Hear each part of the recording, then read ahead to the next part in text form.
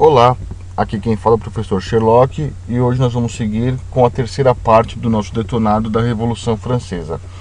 Então, na aula anterior aí nós paramos no lema da Revolução Francesa, que era a liberdade, a igualdade e a fraternidade. A gente viu que as pessoas saem gritando isso pelas ruas a partir do momento em que as tropas do rei tentam invadir o Palácio de Versalhes e expulsar os membros do terceiro estado do palácio. E o fato aí que vai determinar a Revolução Francesa ocorre no dia 14 de julho, que é a queda da Bastilha. Bom, a Bastilha, para quem não sabe, é uma construção que existia na França. Essa construção era, na verdade, uma prisão que, além de prisioneiros políticos opositores à monarquia francesa, também continha todas as armas do governo. E quando o terceiro estado consegue a conquista da Bastilha, todo o poder real ele cai por terra, uma vez que essa construção era que simbolizava o grande poder que a monarquia francesa tinha dentro do seu país. E ela é conquistada no dia 14 de julho de 1789. Por isso que a Revolução Francesa ela é determinada neste dia, por conta deste simbolismo que existia em torno da Bastilha.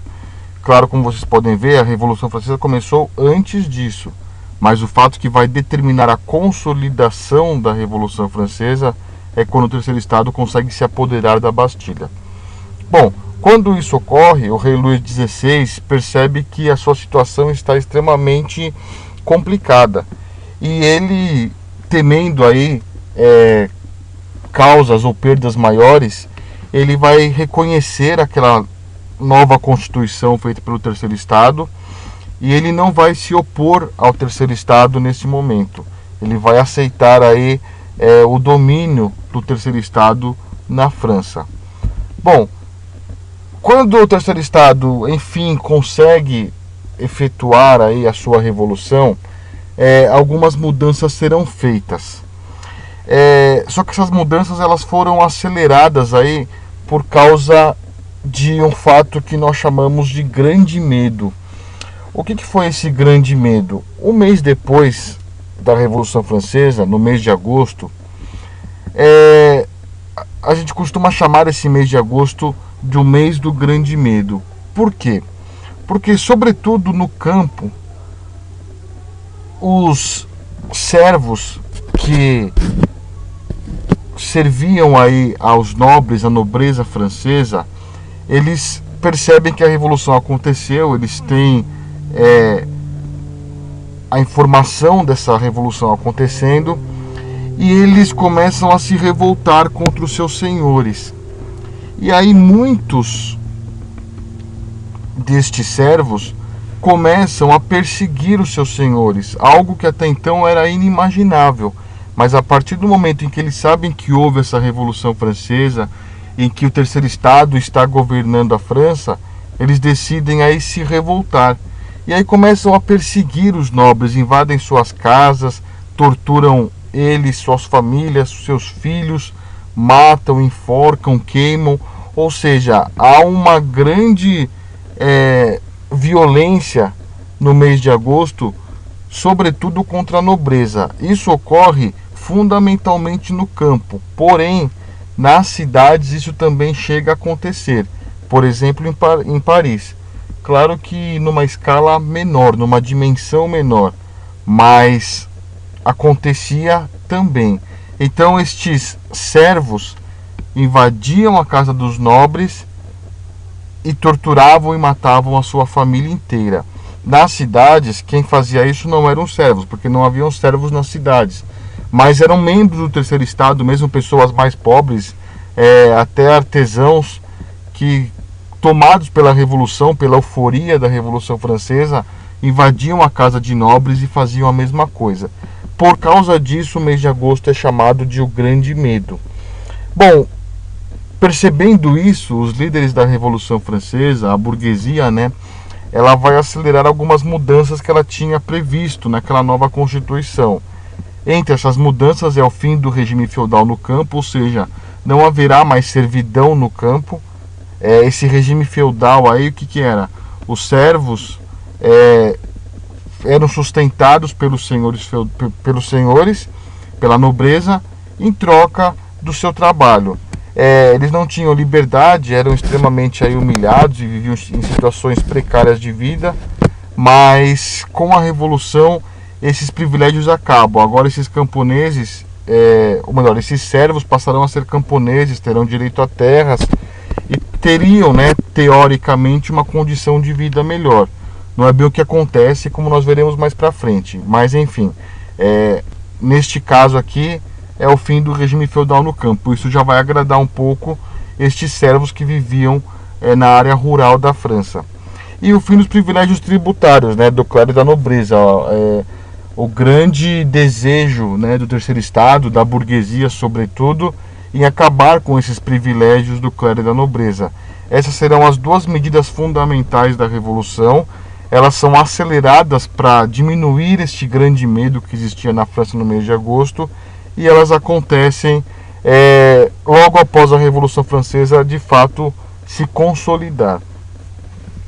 Depois disso vem a Declaração dos Direitos do Homem e do Cidadão.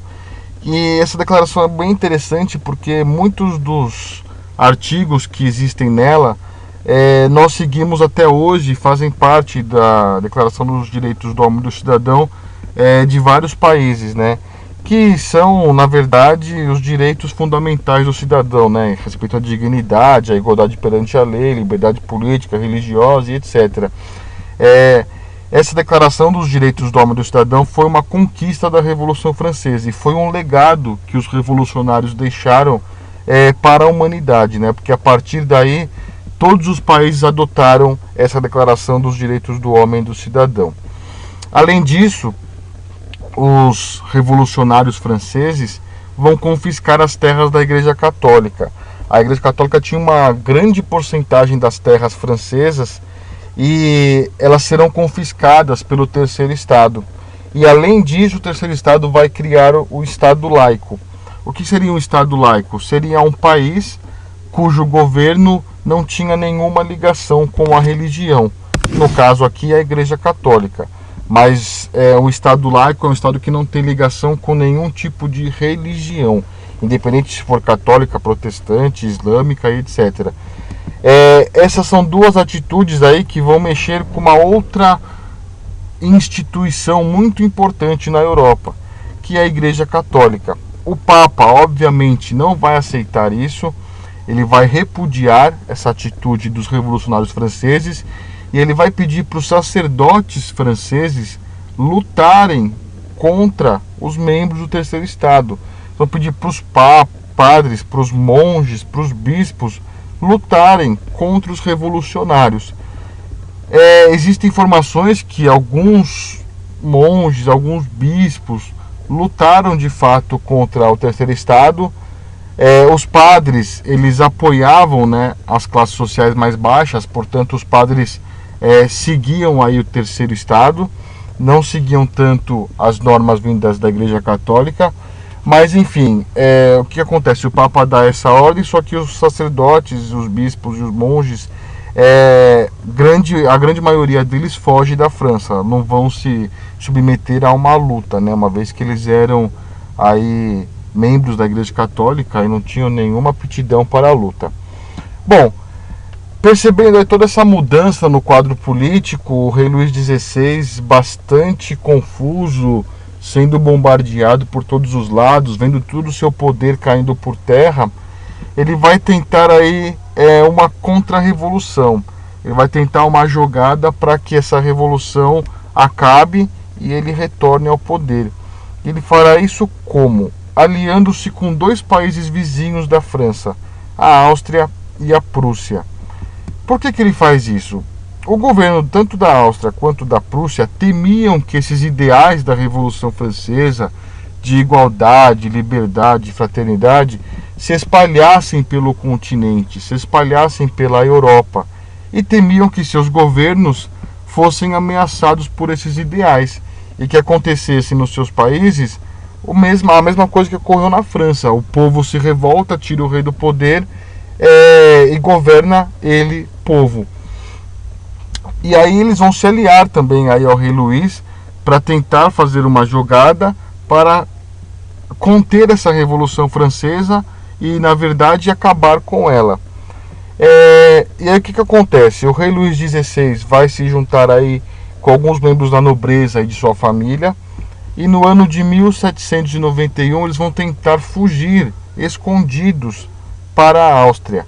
Eles colocam umas roupas pertencentes aí às classes mais baixas francesas, né? As roupas características deles, e vão saindo para a cidade de Paris em direção à Áustria para tentar se abrigar, organizar um exército e invadir a França, derrotando o Terceiro Estado e reassumindo o poder.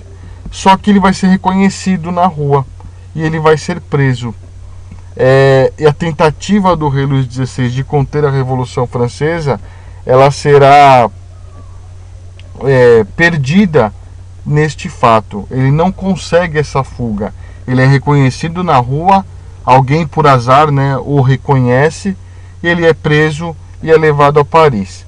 Bom, isso aqui é um panorama geral que acontece logo após a Revolução Francesa. A tentativa de fuga do Luís XVI demora um pouquinho mais, né? Demora 2 anos aí após a Revolução. Mas aqui a gente teve já uma ideia de como que as coisas começam a mudar, né? Então, só voltando aqui, a gente viu que os privilégios feudais acabaram, que não tinha mais a nobreza e os servos. A gente viu que os privilégios tributários também terminaram. O clero e a nobreza agora pagarão impostos da mesma maneira que o Terceiro Estado sempre pagou. Aí acontece o grande medo. Essas atitudes tomadas aí imediatamente após a Revolução Francesa. Então a gente vai parar aqui na tentativa de fuga do rei Luís XVI para a Áustria, porque isso daqui vai trazer uma série de repercussões aí determinantes para o rumo da França após a Revolução. Então essa foi a terceira parte do nosso detonado da Revolução Francesa. Qualquer dúvida que vocês tiverem, se não entenderem alguma coisa, pode perguntar aí que a gente responde na medida do possível, tá? Não se esqueçam de avaliar o vídeo, que é importante também pra gente. E no próximo vídeo, na parte 4, a gente segue a partir daqui. Um grande abraço a todos vocês e até mais.